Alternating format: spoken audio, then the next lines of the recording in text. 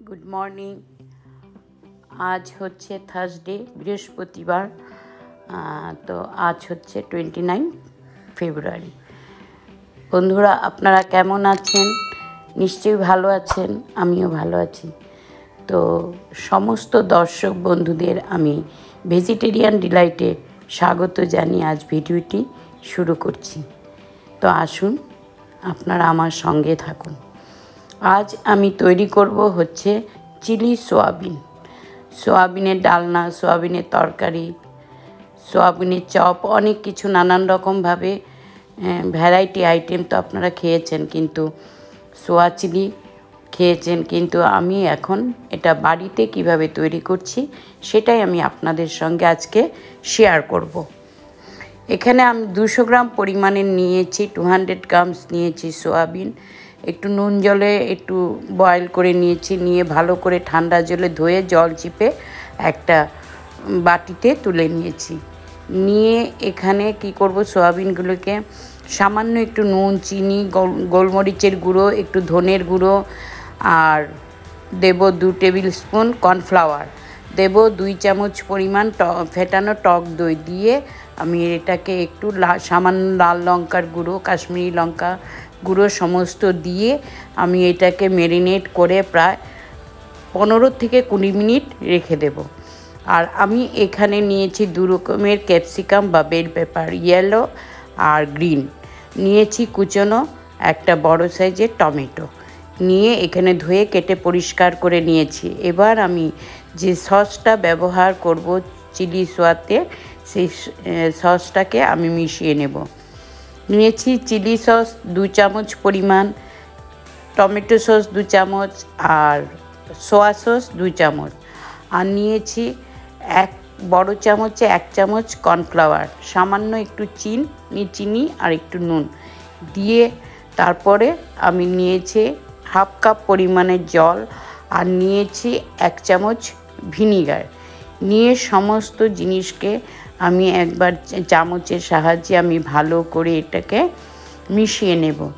মিশিয়ে জল একটু দেব, হাফ কাপ পরিমাণ জল দিয়ে ভালো করে মিশিয়ে বাটিটা একটা সাইডে রেখে দেব। তারপর গ্যাসে একটা ফ্রাই প্যান বসিয়ে আমি 2 থেকে 3 চামচ পরিমাণ দেব তেল। তেলটা গরম হওয়ার পরে ম্যারিনেট করে যে সয়াবিনগুলোকে রেখেছিলাম সেগুলো ভেজে নেব। একটু উল্টে পাল্টে সামান্য গোল্ডেন ব্রাউন করে আমি সয়াবিনটাকে ভেজে তুলে এক পাশে রাখব। সয়াবিনকে ততটাই ক্রিস্পি করব যেন গোল্ডেন এবং ব্রাউন হয় আর সম্পূর্ণ ফ্রাই হয়ে যায় আর দেখতেও বেশ ভালো লাগে। এইভাবে ভেজে আমি সয়াবিনটাকে কি করব, তুলে একটা বাউলে রাখব।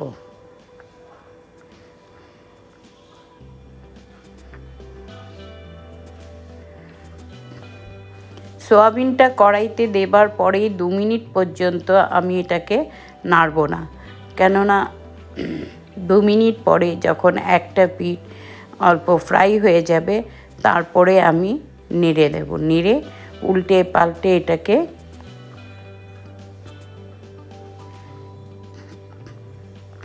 ভেজে তুলে নেব।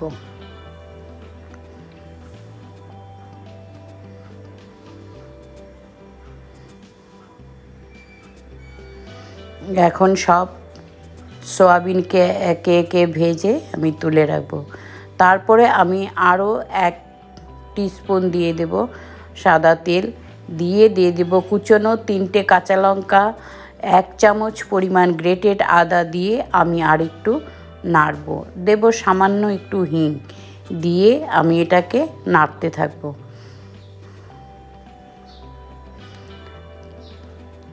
যখন কাঁচা লঙ্কা আদাটা অল্প গরম হয়ে যাবে, মানে ভাজা হয়ে যাবে, তারপরে দিয়ে দেব আমি একে একে সব টমেটো দেব। টমেটো দিয়েও 2 মিনিট নাড়ব। তারপরে আমি বেল পেপারগুলো এখানে দিয়ে দেব, গ্রিন এবং ইয়েলো দিয়ে আমি এটাকে এখন সামান্য একটু নুন দেব, কেন আমার ম্যারিনেট করা সোয়াবিনে নুন ছিল আর সোয়া সসের সস যেটা মিশিয়েছি সেখানেও ছিল নুন। এটাকে নাড়বো। তারপর আমি দেব হাফ টিস্পুন হচ্ছে গোলমরিচ গুঁড়ো আর সামান্য একটু নুন দিয়ে আবার এটাকে ভালো করে আমি একটু কষাবো। যখন ক্যাপসিকাম, টমেটো, আদা সব একটু কষানো হয়ে যাবে, কুকড হয়ে যাবে, তখন আমি কি করব, সসের যে জলটা গুলে রেখেছিলাম সেটা আমি এখানে ঢেলে দেব।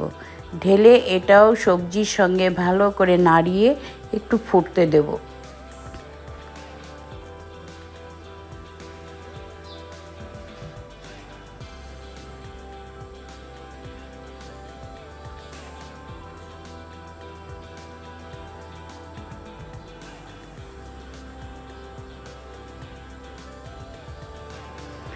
হ্যাঁ, এখন জলটা ফুটে উঠেছে। তারপরে আমি সোয়াবিনগুলো বা সোয়া চাংসগুলো এখন আমি ফ্রাই প্যানে দিয়ে দেব। দিয়ে আমি ভালোভাবে এটাকে নাড়বো। নেড়ে গ্রেভিটা একটু এইভাবে ঘন বা থিক হয়ে যাবে, তখন আমি এটাকে কি করব, নামিয়ে রাখবো।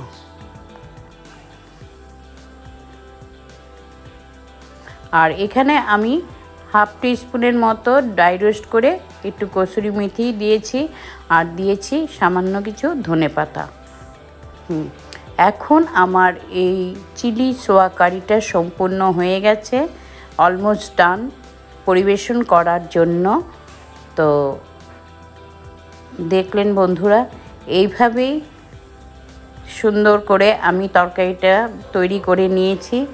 তো আশা করব আপনারা ভিডিওটা পুরো দেখেছেন, সঙ্গে থেকেছেন। তো যদি আপনাদের ভালো লেগে থাকে অবশ্যই একটা লাইক করবেন আর ট্রাই করে আমাকে কমেন্টের মাধ্যমে কীরকম হলো জানাবেন।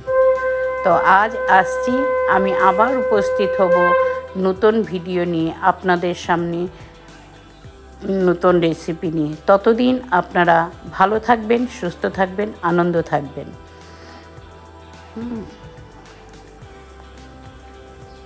ধন্যবাদ। এখন এটাকে আমি একটু আমরা টেস্ট করে আমরা ভাত দিয়ে খাবো। আর তাছাড়াও আপনারা রুটি, লুচি, পুরি সবেতেই এটা খেতে পারবেন, ভালো লাগবে। তো ভিডিওটা সম্পূর্ণ দেখার জন্য আপনাদেরকে আরও একবার ধন্যবাদ। আপনারা ভালো থাকবেন, সুস্থ থাকবেন, আনন্দ থাকবেন।